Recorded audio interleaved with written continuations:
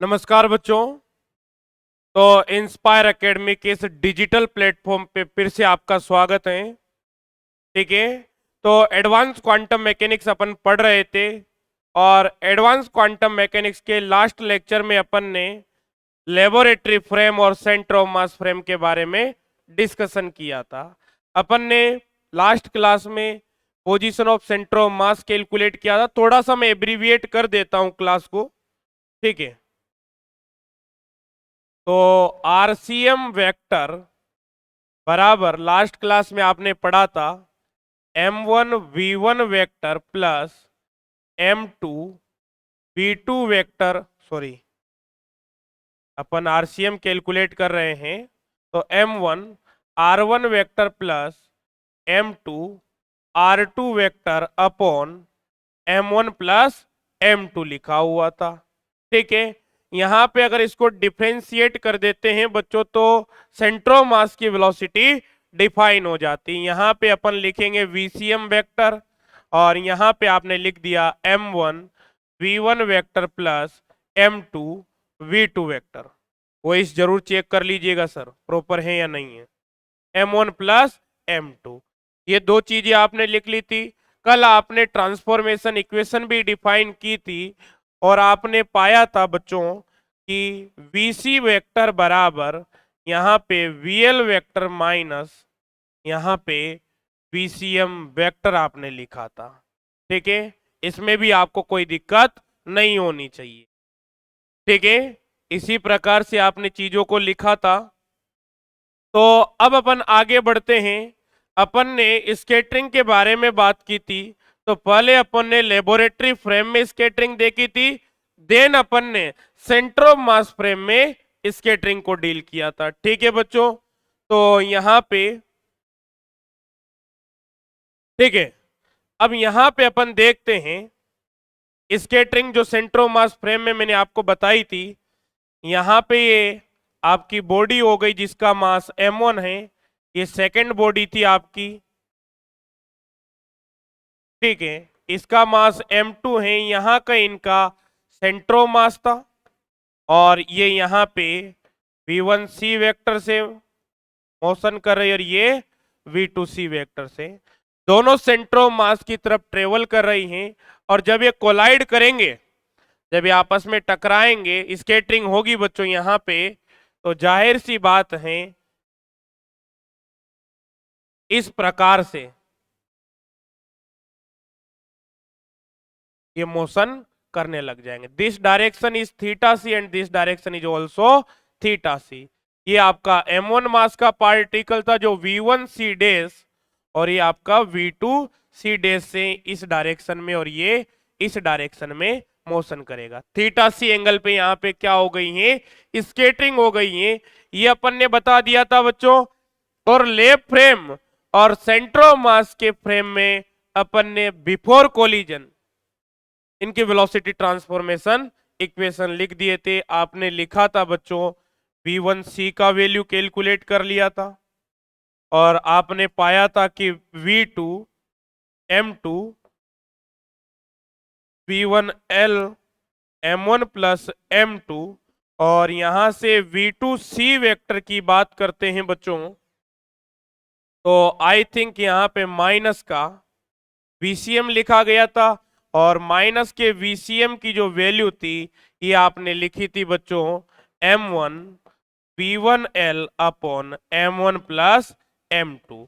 ये अपन ने last class में पढ़ा था तो आप लोगों के माइंड में सेट हो जाना चाहिए। अब इसके आगे की अपन प्रोसेस को बढ़ाते हैं भैया। ठीक है। यहाँ पे V1c कैसे कैलकुलेट किया था बच्चों, V1l माइनस VCM। तो V1l minus M1 V1l upon M1 plus M2। ठीक है। तो ये आपने लिख लिया था। अब अपन बच्चों यहाँ पे नाउ अब जो आज की क्लास अपनी स्टार्ट होने जा रही है उसको आगे कंटिन्यू करते हैं। ठीक है। अब बच्चों यहाँ पे लिखते हैं now transformation equation for particle of mass m1। m1 मास के पार्टिकल के लिए अपने को वेलोसिटी ट्रांसफॉर्मेशन इक्वेशन लिखेंगे बच्चों यहां पे आफ्टर स्कैटरिंग, आफ्टर स्कैटरिंग। ठीक है बच्चों, सर कोई दिक्कत नहीं है। तो आफ्टर जब आप बात कर रहे हैं किसके लिए बच्चों, m1 मास के पार्टिकल के लिए, तो यहां पे 1 लगा देंगे। और लेबोरेटरी फ्रेम में बात करेंगे अगर पार्टिकल की वेलोसिटी, तो यहां पे एल लिख देंगे। आफ्टर स्कैटरिंग बात कर रहे हैं तो यहां पे प्राइम या डैश लगा देंगे। ठीक है बच्चों, और रिलेशन जो है v1 c डैश प्लस यहां पे क्या है vcm वेक्टर। पिछली क्लास में आई थिंक अपन ने इक्वेशन नहीं दिए थे, ठीक है, तो इसको एज इट इज ऐसे ही लिख लेते हैं, कोई दिक्कत नहीं है। अब यहां पे बच्चों ये वेक्टर, इनको कंपोनेंट्स फॉर्म में आप लिख सकते हैं। नाउ इन कंपोनेंट्स फॉर्म,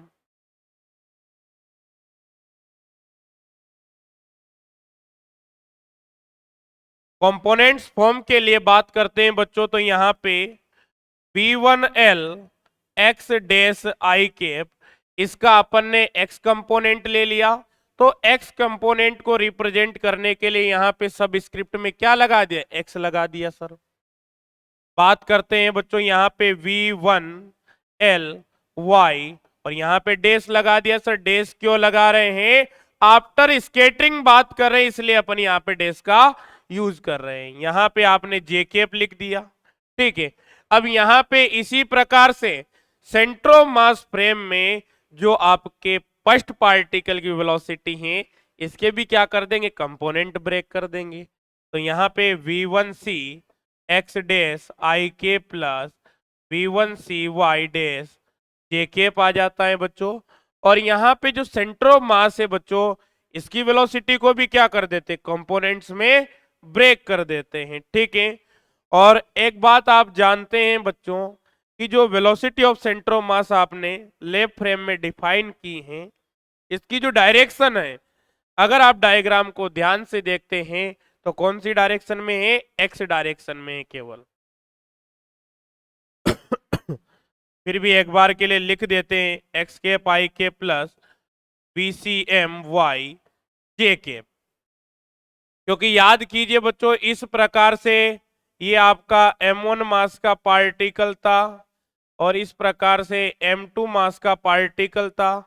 दोनों में ये इस प्रकार से ट्रेवल कर रहा था v1 l से, और ये v2 l की बात करूं बच्चों तो ये वैल्यू 0 थी और इनकी कोलिजन हुई, फिर ये इस प्रकार से स्केटर्ड हो गए। क्या मैंने यही बताया था, बिल्कुल। तो यहाँ पे देखे तो बच्चों जब आपने सेंटर ऑफ मास की वेलोसिटी कैलकुलेट की थी तो VCM बराबर m1 v1 l upon m1 plus m2 आया था। और बच्चों आप जानते हैं कि v1 l की जो डायरेक्शन है वो x कैप में ही है, x डायरेक्शन में ही है। तो वेलोसिटी ऑफ सेंटर ऑफ मास की वेलोसिटी भी कौन सी डायरेक्शन में होगी, x डायरेक्शन में ही होगी। तो यहाँ पे y कंपोनेंट 0 करना है भाई अपने को। बिल्कुल सर, ये कितना होगा, एक सेकंड बच्चों, ये अपना 0 हो जाएगा, कोई दिक्कत नहीं है। तो v1l(x) डैश आई के प्लस v1l(y) डैश जे के बराबर, यहाँ पे अपन लिख लेंगे बच्चों v1c(x) डैश आई के प्लस, यहाँ पे आ जाएगा अपना, अभी आई कैप वाले कोफिशिएंट को एक साथ लिख देते हैं बच्चों, तो यहाँ पे प्लस, और VCM x की वैल्यू VCM के बराबर ही है, और यहाँ पे कितना आ गया, आई कैप आ गया, प्लस यहाँ पे अपन ने क्या लिख लिया बच्चों, सर यहाँ पे अपन ने v1c(y) डैश और जे कैप लिख दिया।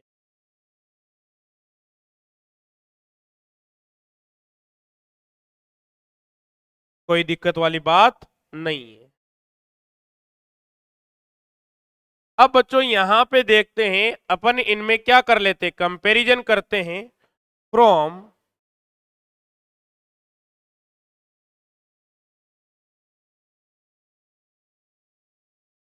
From comparison. कंपेरिजन करेंगे बच्चों तो आई कैप को कोफिशिएंट को इक्वल कर देंगे और जे कैप के कोफिशिएंट्स को इक्वल कर देंगे। तो यहां से लिखा जाएगा V1L एक्स डैश बराबर, यहां पे अपन लिख देंगे बच्चों V1C एक्स डैश प्लस, यहां पे लिखा अपन ने VCM। ठीक है, इसको दे देते हैं बच्चों समीकरण नंबर 1। और अगर आपने इक्वेशन दे भी दी थी कल तो आप इक्वेशन इनको आगे बढ़ा सकते हो, वो कोई बड़ी बात नहीं है। अब एमएससी फाइनल के बच्चे हो गए हैं तो इतनी बातें आप लोगों के ऊपर मैं छोड़ सकता हूं भाई। ठीक है, अभी इस प्रकार से आपने लिख दिया। अब बच्चों डायग्राम को थोड़ा सा याद कीजिए, मैं तो अभी दोबारा से बना दूंगा, खैर यहाँ पे आपको थोड़ा सा दिमाग पे जोर डालना पड़ेगा। ठीक है, तो इस प्रकार से M1 मास था, इस प्रकार से M2 मास था। यहाँ पे लेफ्ट फ्रेम की बात करें तो वेलोसिटी V1L थी और यहाँ पे V2L बराबर 0 था, कोई दिक्कत नहीं है। और जैसे इनकी कोलिजन हुई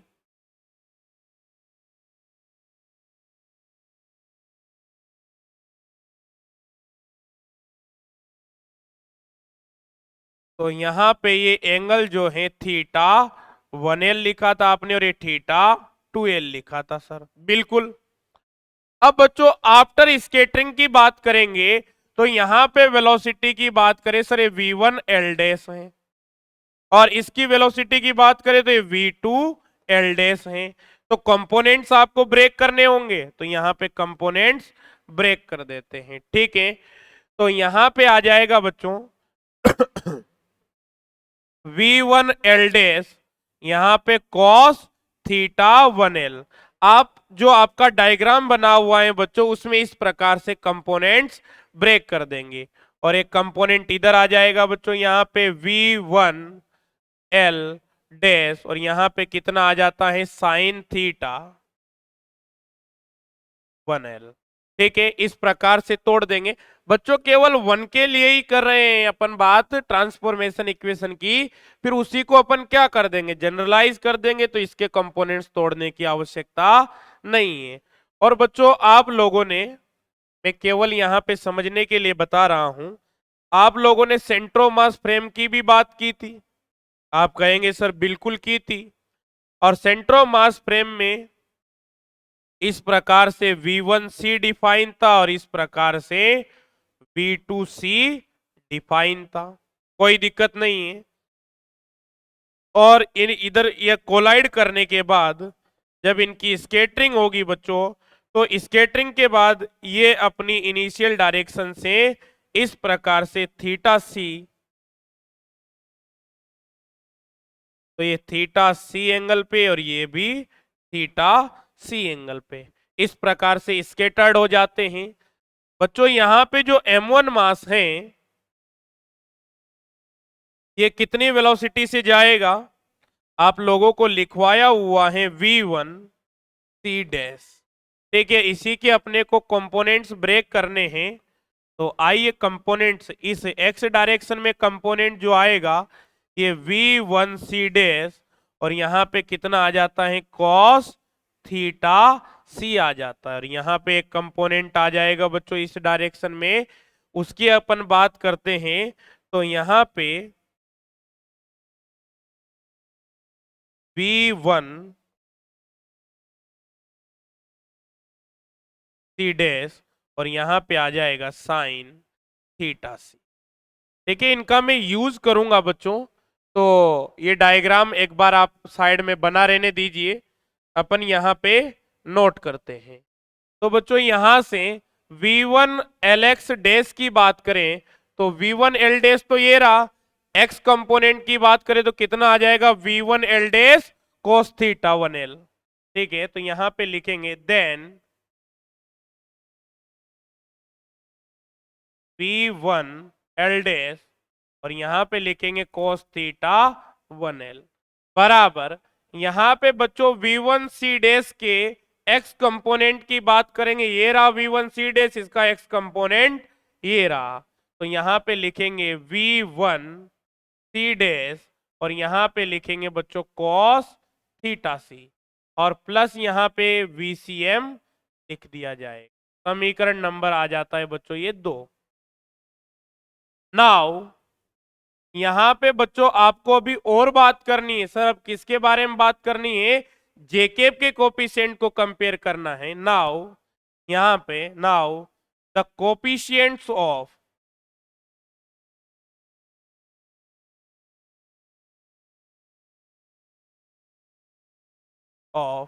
जेकेब। अब यहां पे आप बात करते हैं बच्चों तो V1L, और यहां पे ये आफ्टर स्कैटरिंग की बात करें डेस लगा दिया, Y कंपोनेंट की बात करेंगे।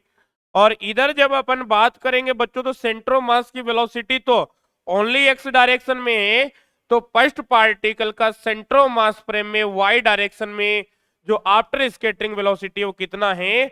V1C dash sine theta c, V1C dash, और यहां पे लिखा जाएगा sine theta c. That is our equation number 3। इस प्रकार से आपने लिख लिया है बच्चों।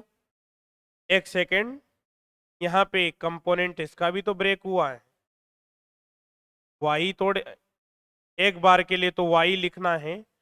एक सेकेंड रुकिए, क्योंकि आपने यहां पे अभी y के कोफिशिएंट को कंपेयर नहीं किया है तो प्रॉपर लिख देते हैं। तो यहां से V1C y डैश एक स्टेप बाद में फिर इनको लिख देंगे, तो कोई बात नहीं है सर। यहां से क्या लिख देंगे? V1C और यहां पे y डैश, ये आ जाएगी वैल्यू।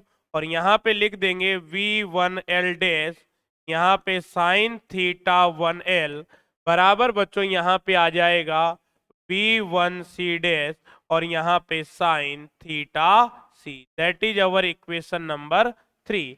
अब यहां से इक्वेशन 3 को डिवाइड कर देंगे भैया। इक्वेशन 3, ये आपको डायग्राम नहीं बनाना है भाई, डायग्राम तो आपको मैं बनवा चुका हूं। वहां पे केवल इस प्रकार से कंपोनेंट्स ब्रेक कर दीजिएगा, ठीक है? और समझ में ना आए तो यहीं पे बना लीजिएगा ये, ताकि आपको समझने में आसानी रहेगी। ये अपना लेफ्ट फ्रेम है बच्चों, लेफ्ट फ्रेम को अपन ने एल फ्रेम बोला हुआ है, ये अपना सेंट्रोमास फ्रेम है जिसको अपन ने सी फ्रेम बोला हुआ है। कोई बड़ी बात नहीं है। जब इक्वेशन 3 को डिवाइड करेंगे इक्वेशन 2 से, तो V1L डैश और V1L डैश तो कैंसिल हो जाएगा, और ये कितना आ जाएगा बच्चों? ये आ जाएगा टेन थीटा 1L बराबर यहां पे लिखा जाएगा V1C डैश, और यहां पे साइन थीटा सी अपॉन यहां पे बात करते हैं बच्चों V1C डैश, V1C डैश, और यहां पे लिखा अपन ने cos theta c plus BC। इस प्रकार से अपन ने लिख दिया। Okay sir. अब यहां पे बच्चों जो V1C डैश है इसको क्या कर देते हैं? नीचे भेज देते हैं, तो डिवाइड में चला जाएगा। तो यहां पे लिखा जाएगा टेन थीटा 1L बराबर, यहां पे लिखेंगे अपन साइन थीटा सी अपॉन। अब बच्चों यहां पे V1C डैश भाग में जाएगा तो ये तो कैंसिल हो जाएगा, तो यहां पे केवल cos थीटा सी बचेगा, और यहां पे आ जाएगा VCM अपॉन यहां पे V1C डैश। और बहुत ही इंपॉर्टेंट रिजल्ट यहां से आ जाता है, और ये आ जाता है बच्चों इक्वेशन नंबर 4। और इस पे लगा देंगे MTR। लिखने का समय मैं दूंगा, आप केवल मेरे साथ समझने का काम कीजिए, फिर आराम से लिख लेंगे, लिखना कोई बड़ी बात नहीं है, ठीक है? अब बच्चों यहां पे सेंट्रोमास फ्रेम के अंदर जब अपन इलास्टिक स्कैटरिंग के बारे में बात करते हैं, तो इलास्टिक स्कैटरिंग में आप बात करेंगे तो यहाँ पे मोमेंटम कंजर्वेशन का लॉ भी लगेगा बच्चों, और यहाँ पे एनर्जी कंजर्वेशन का लॉ भी लगेगा। आप अपनी ग्रेजुएशन में पढ़ के आए हैं, तो वहां से अपन एक कॉन्सेप्ट का यूज करेंगे, ठीक है? तो यहाँ पे लिखेंगे we know that, we know that in elastic scattering, in elastic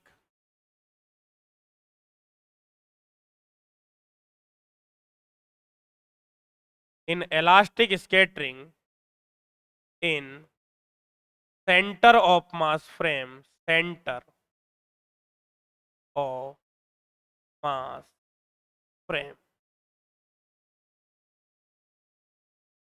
सेंट्रोमास frame.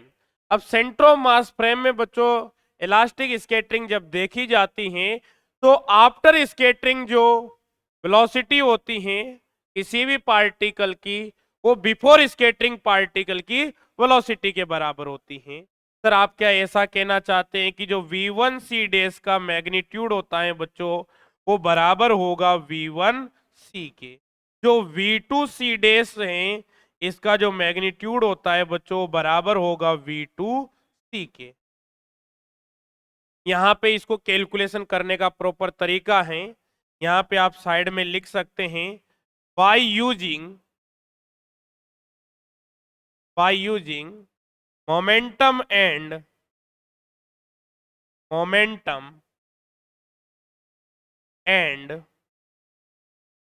Energy conservation low, energy conservation. और आपको एग्जाम में भी डायरेक्ट ही लिखना है, ठीक है, वहां पे कैलकुलेशन करने मत बैठ जाएगा अदरवाइज बहुत बड़ा हो जाएगा, ठीक है। By using momentum and energy conservation law, इस प्रकार से लिखा जा सकता in centre of mass frame, in centre of mass frame, ठीक है। तो इन दोनों से जब आप इक्वेशंस बनाएंगे तो अपने आप ही इस प्रकार के रिजल्ट आ जाएंगे, ठीक है। तो देन अब यहां पे लिखा हुआ है बच्चों VCM अपॉन, यहां पे आपको रेशियो कैलकुलेट करना है, यहां पे अपने को रेशियो कैलकुलेट करना है।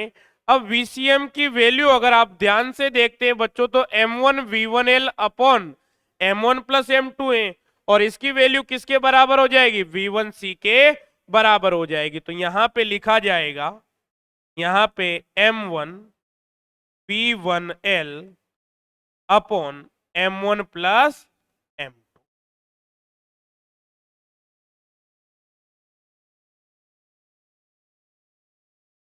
सॉरी बच्चों, और यहां पे V1C डैश की वैल्यू V1C के बराबर होगी, और V1C की जो वैल्यू है बच्चों वो यहां पे लिख दी जाएगी और वो आएगी M2 V1L, ये आपने कैलकुलेट किए divided by M1 plus M2।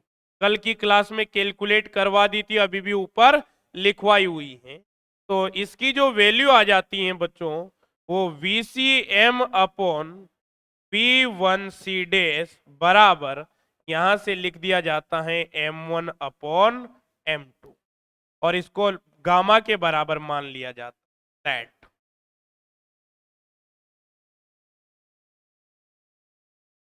यहाँ पे अपन ने एक नई क्वांटिटी डिफाइन कर दी जो मास का रेशियो है, इसको गामा लिख दिया, और यहाँ पे बच्चों इक्वेशन नंबर 5 आ जाता, और यहां से लिखेंगे बच्चों from equation number 4 and equation number 5, from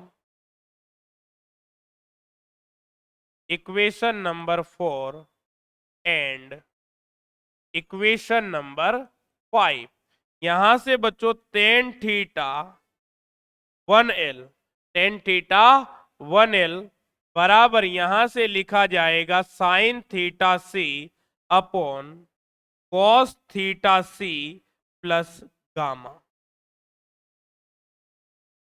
और यहाँ पे बच्चों एक चीज मैं आपको बता देना चाहता हूं, इन जनरल जब आप बात करेंगे तो यहाँ पे डायरेक्ट टेन थीटा एल लिख दिया जाता है। This is our equation number 6। पहले यहाँ तक अपन नोट करेंगे स्टेप बाय स्टेप। कोई भी चीज अगर आपको ऐसी लगती है जो सर समझ में नहीं आई है तो उसको आप पूछ सकते हैं, ठीक है। कमेंट कर दीजिएगा, ये क्लास आपकी जैसे यूट्यूब पे आएगी तो कमेंट कर दीजिएगा, बता दिया जाएगा, ठीक है भैया। तो आपको लिखना है यहां से, यहां तक तो बता दिया था, यहां से आपको नोट करना है। ठीक है, हो जाइए स्टार्ट, कीजिए इसे नोट।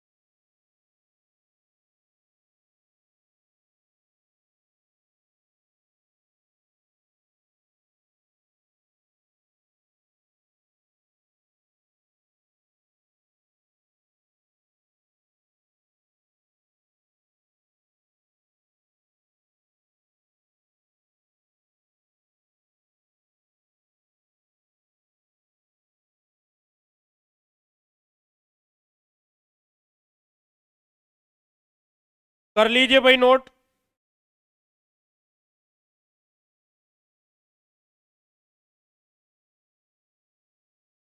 और थोड़ा सा इन पे प्रैक्टिस कर लिया करो भाई घर पे।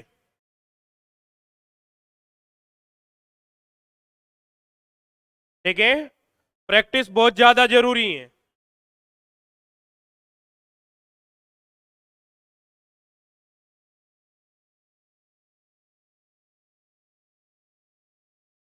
और अब पढ़ाई लिखाई चालू कर दीजिए भाई, बाद में टाइम नहीं मिलेगा, बहुत ज्यादा प्रेशर आने वाला है फिर। अभी पढ़ेंगे तो आराम आराम से पढ़ेंगे और आराम आराम से सीखेंगे भी सही। बाद में आप कोर्स तो कवर कर पाएंगे पर सीख नहीं पाएंगे इतना। और शेखावाट यूनिवर्सिटी वालों ध्यान से सुन लीजिए, रिजल्ट के भरोसे मत बैठिए, पढ़ना चालू कर दीजिए भाई। बाद में रिजल्ट कब आता है कब नहीं आता है फिर दिक्कत आएगी। ठीक है, कोटा यूनिवर्सिटी वालों भी ध्यान से सुन लीजिए।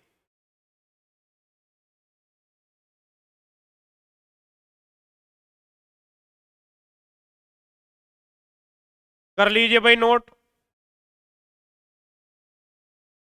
फिर अपन आगे बढ़ेंगे।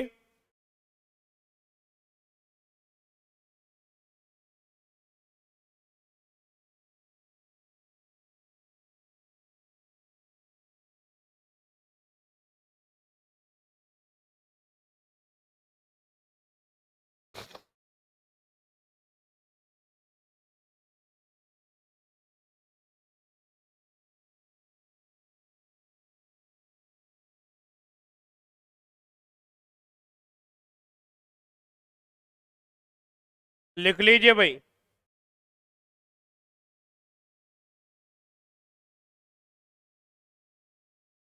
तो पढ़ना चालू कर दीजिए भाई अब प्रॉपर तरीके से। हालांकि यूट्यूब पे क्लास अभी 8-10 क्लास आएगी, तो आराम से पढ़िए, कोई दिक्कत नहीं है और शानदार मजा आएगा। और उन बच्चों से भी कह देना चाहता हूं जो इधर उधर उलझ गए थे पिछली बार, तो आपने खूब देख लिया कंटेंट और एग्जाम भी दिए हैं आपने, लास्ट में फिर अपने ही नोट्स पढ़ने पड़े हैं, इसलिए इस बार पहले से ही सचेत रहिएगा।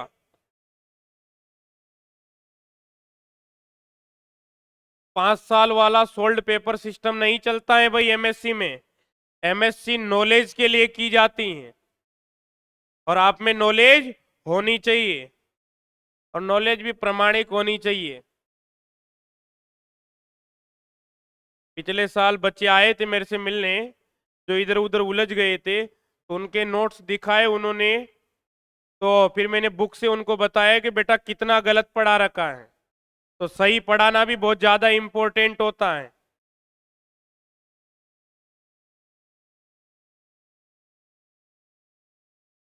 अब समझ चुके हैं, नाम नहीं लेंगे भाई। और बहुत ज्यादा गलत पढ़ा रखा है बच्चों, प्रीवियस के नोट्स बच्चों ने दिखाए, फिर मैंने उनको स्टैंडर्ड बुक्स दिखाई, रेफरेंस बुक, जिनको सभी यूनिवर्सिटीज आईआईटी सब कंसीडर करती हैं। फिर उन्होंने देखा। ठीक, खैर छोड़िए, आगे बढ़ते हैं। तो बच्चों यहां पे लिखते हैं, इक्वेशन नंबर 6 तक लिख लीजिए।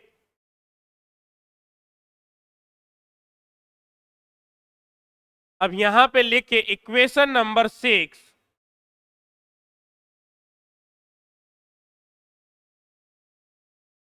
Equation number 6 represent the relation between, अब बच्चों एक सेकेंड, माफी चाहेंगे भाई।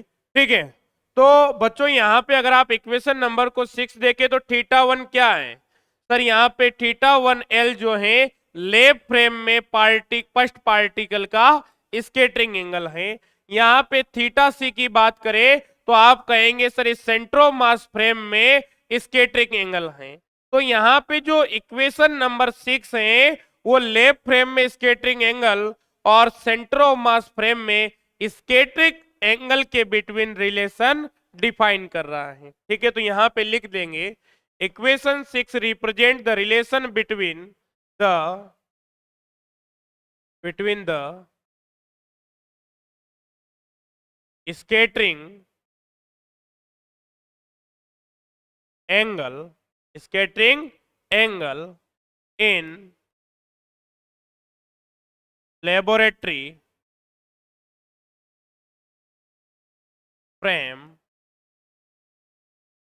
And centre of mass frame. ठीक है, दोनों फ्रेम के बिटवीन क्या कर रहा है? रिलेशन डिफाइन करने का काम कर रहा है। अगर आपको सेंट्रोमास फ्रेम में स्केटरिंग एंगल पता है तो आप लेफ्ट फ्रेम में स्केटरिंग एंगल कैलकुलेट कर सकते हैं, और आपको लेफ्ट फ्रेम में स्केटरिंग एंगल पता है तो आप सेंट्रोमास फ्रेम में कैलकुलेट कर सकते हैं। ठीक है भैया, आइए आगे बढ़ते हैं। तो ध्यान से देखेंगे, इन जनरल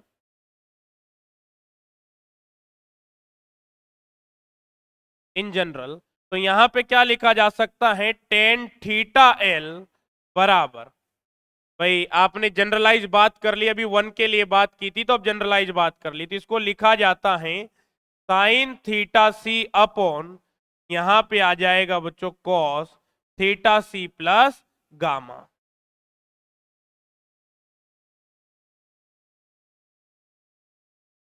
ठीक है, और एम टी आर लगा लीजिए इस पे, ये आपको पता होना चाहिए। इक्वेशन नंबर ये आ जाता है 7। अब बच्चों ये तो आपने स्केटरिंग एंगल के बिटवीन रिलेशन डिफाइन कर दिया। अब अपन जो सबसे इंपॉर्टेंट टर्म है आपका डिफरेंशियल क्रॉस सेक्शन या स्कैटरिंग क्रॉस सेक्शन, इनके लिए भी क्या करेंगे? रिलेशन डिफाइन करेंगे लेबोरेटरी फ्रेम और सेंट्रोमास फ्रेम में। तो लिख लीजिए इसे, कर लीजिए भाई नोट, और प्रॉपर सिस्टमेटिक ढंग से नोट्स बनाइएगा भाई।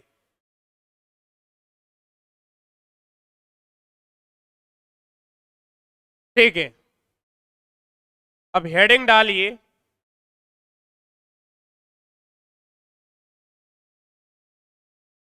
Relation between, relation between the differential cross section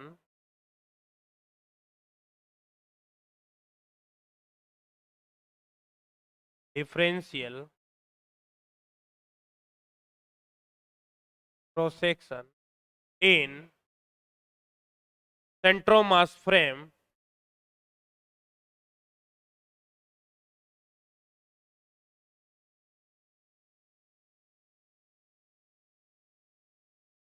and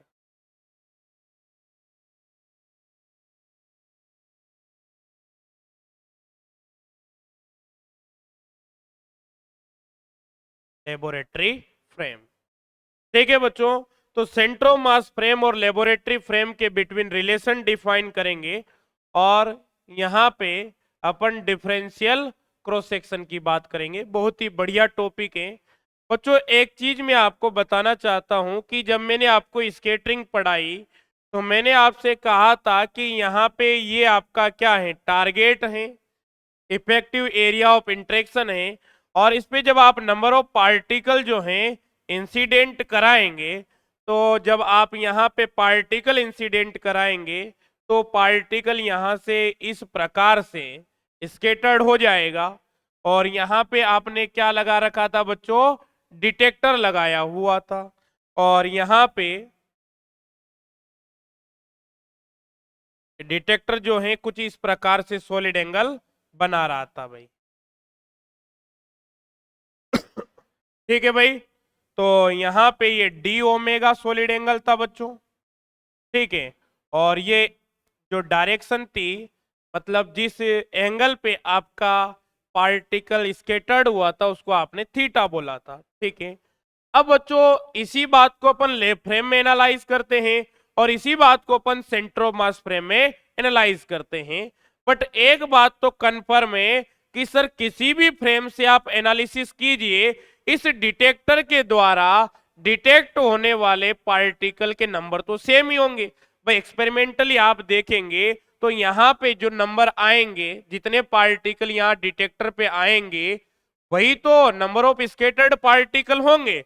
बिल्कुल सर, तो जो नंबर ऑफ स्केटर्ड पार्टिकल हैं, क्या मैं ऐसा कह सकता हूं कि लेफ्ट फ्रेम और सेंट्रोमास फ्रेम में सेम होते हैं? इस कॉन्सेप्ट का अपन यूज करेंगे और इनके जो डिफरेंशियल क्रॉस सेक्शन है उनके बिटवीन रिलेशन डिफाइन करेंगे भाई। ठीक है, तो यहाँ पे लिखेंगे, डायग्राम चाहें तो बना सकते हैं आप, चलो बना लीजिए, कोई बड़ी बात नहीं है। ये अपना डिटेक्टर हो गया, आप लोगों को याद रहेगा कि अपना टारगेट हो गया, और इनको थोड़ा आप बनाते रहेंगे तो आप फेमिलियर हो जाएंगे। ये बीम ऑफ इंसिडेंट पार्टिकल हो गया, incident.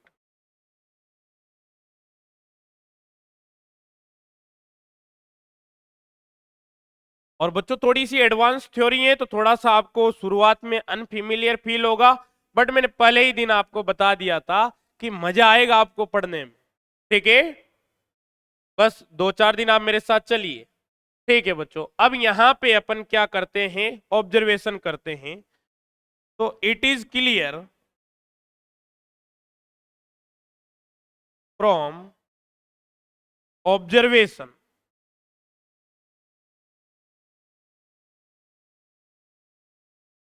that it is clear from observation that same number of particles, same number of particle will will scattered scattered by by n by n angle, या ऐसे लिखिए bye scattering angle, scattering angle theta c in the solid angle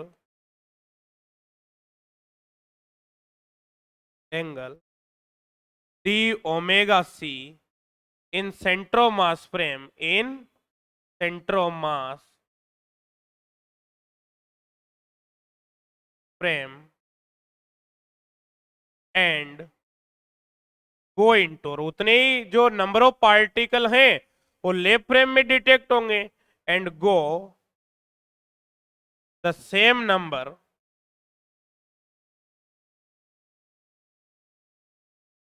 number go the same number by scattering angle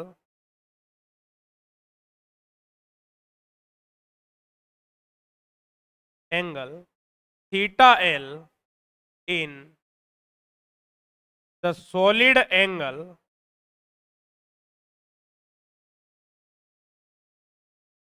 D omega L in lab frame, lab frame. ठीक है बच्चों, इसमें आप लोगों को कोई दिक्कत वाली बात नहीं होनी चाहिए। पहले यहां तक नोट कीजिए, डायग्राम बनाइए और नोट कर लीजिए, फिर सिंपल कैलकुलेशन इसके बाद उसको अपन कवर करेंगे। ठीक है,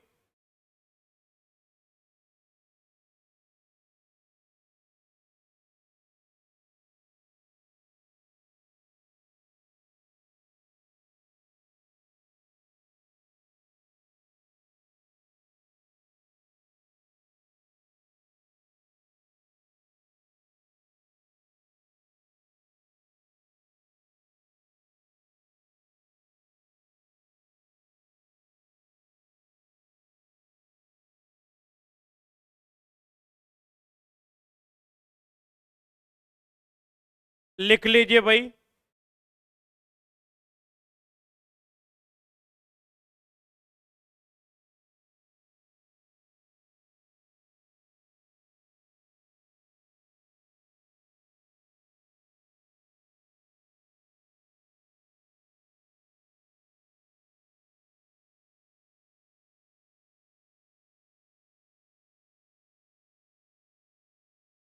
यहाँ पे लाइन चेंज करके लिखेंगे,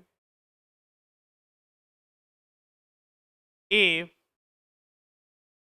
we have if we have symmetric symmetric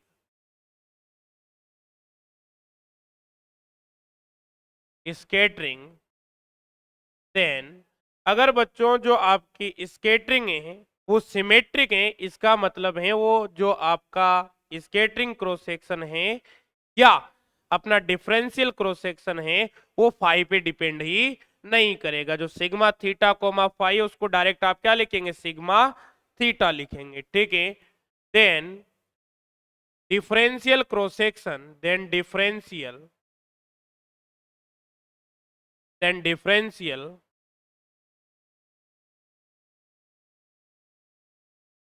then differential cross section does not, और इसके बारे में चर्चा में पहले भी आपसे कर चुका, does not depend on phi.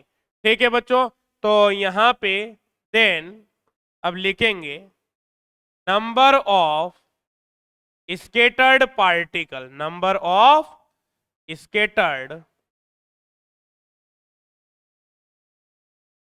Number of scattered particle in, सबसे पहले लेबोरेटरी फ्रेम में बात करेंगे, तो इन लेब फ्रेम।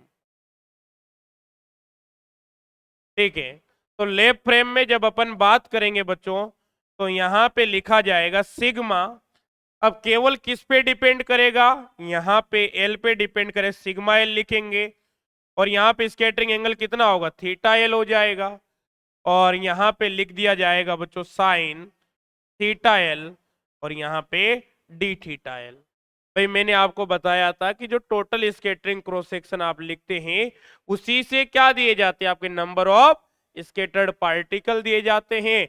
अब बच्चों ये फाइव पे डिपेंड तो करता नहीं है, तो अपन क्या लिख देंगे, सीधा इस प्रकार से लिख देंगे डिफरेंशियल क्रॉस सेक्शन। ठीक है, अब यहां पे इसको अपन समीकरण नंबर दे देते हैं 1 और यहां पे लिखेंगे now the number of scattered particle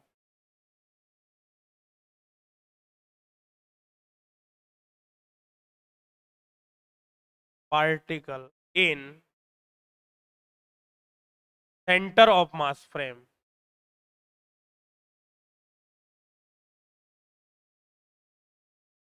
in centre of mass frame. तो यहां पे लिखा जाएगा सिग्मा सी, स्केटरिंग एंगल कितना है सेंटर ऑफ मास फ्रेम में, सर थीटा सी है। और यहां पे अपन लिख देंगे बच्चों साइन थीटा सी और डी थीटा सी, इसको अपन लिख देंगे समीकरण नंबर 2। तो यहां से from equation 1 and 2, from equation 1 and equation number 2, समीकरण 1 और 2 से अपन देखते हैं बच्चों, तो नंबर सेम है, तो सिग्मा एल यहां पे लिखेंगे थीटा एल, और साइन थीटा एल यहां पे डी थीटा एल आ जाएगा। इसकी वैल्यू होगी सिग्मा सी थीटा सी, यहाँ पे साइन थीटा सी, और यहाँ पे डी थीटा सी लिख दिया जाएगा। ठीक है, अब यहां पे बच्चों अपन सिग्मा एल थीटा एल को इस प्रकार लिख देते, बाकी को नीचे भेज देते हैं। तो यहां पे लिखा जाएगा sine theta C upon sine theta L, ये लिखा आपने। यहाँ पे D theta C upon D theta L लिखा जाएगा, D theta C upon D theta L लिखा जाएगा, और साथ में लिख दिया जाएगा सिग्मा सी थीटा सी।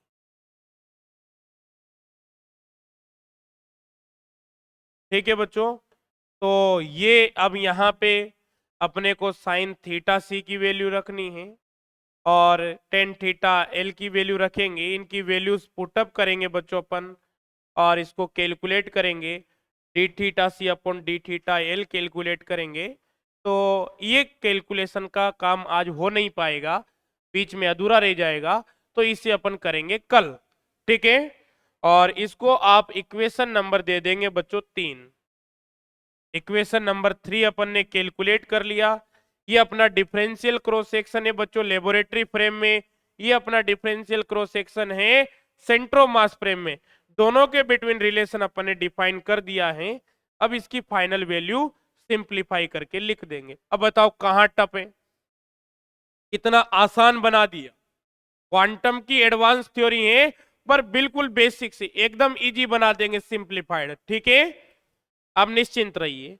अब जो लिखाया है इसको नोट कर लीजिए, यहां तक तो आपने लिख लिया था, अब इसको लिख लीजिए। ठीक है भाई, बाकी अपन कल पढ़ेंगे इसको, कर लीजिए नोट।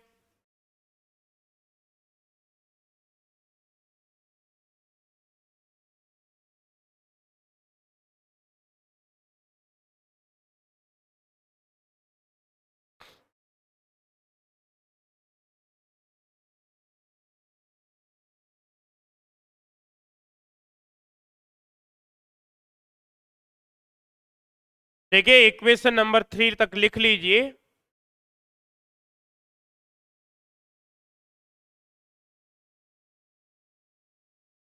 बाकी अपन कल पढ़ेंगे। राधे राधे।